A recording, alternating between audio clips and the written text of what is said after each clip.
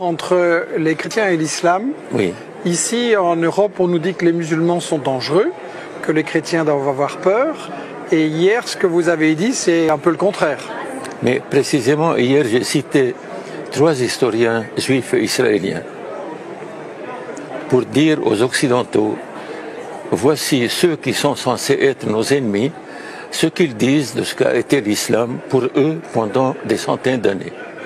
Et pour les chrétiens, vous voyez, si l'islam avait été aussi sanglant et sanguinaire que ce qu'on prétend qu'il est maintenant, aucun chrétien ni aucun juif n'aurait survécu à la conquête musulmane. Les musulmans ont eu le génie, dès leur première conquête, d'ouvrir la collaboration avec les pays conquis, et ils ont réussi ce que jamais aucun conquérant n'a pu réussir. Et ils maintiennent jusqu'à maintenant cette convivialité avec les gens. Moi, je suis un prêtre de Damas. Je suis né à Damas en 1932. J'ai vécu en milieu chrétien et musulman.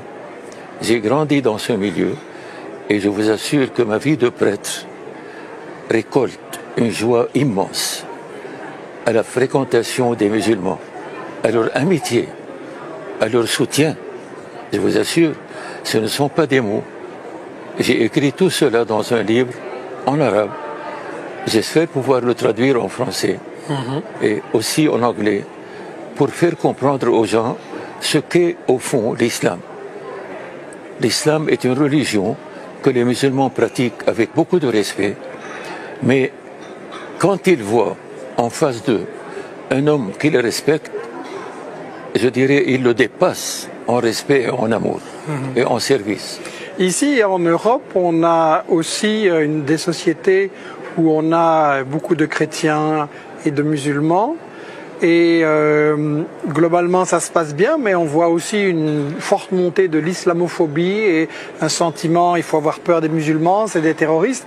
Et vous êtes en train de nous dire qu'au fond, l'Europe devrait plutôt prendre des leçons sur des pays comme la Syrie. Monsieur Colomb, hier, j'ai dit dans mon topo que l'islam de l'Occident n'a rien à voir avec l'islam.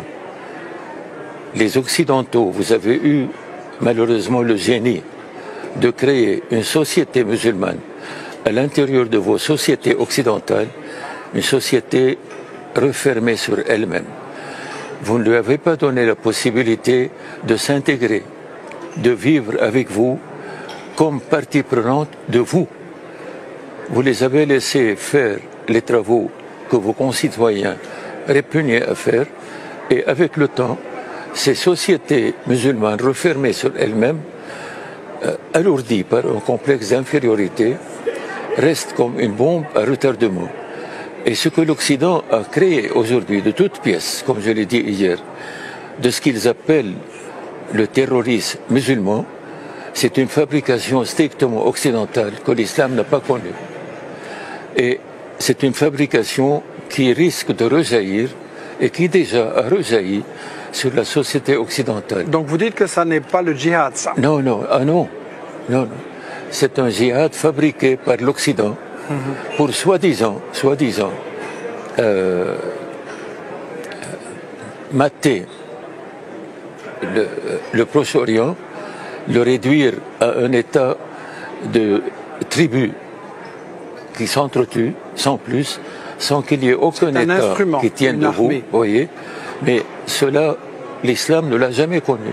Même dans les périodes les plus despotiques, sous le régime turc par exemple, lors des invasions, il en a vu le Proche-Orient, des bouleversements terribles. Mais le tissu humain des relations entre chrétiens, musulmans et juifs est resté le même, croyez-moi.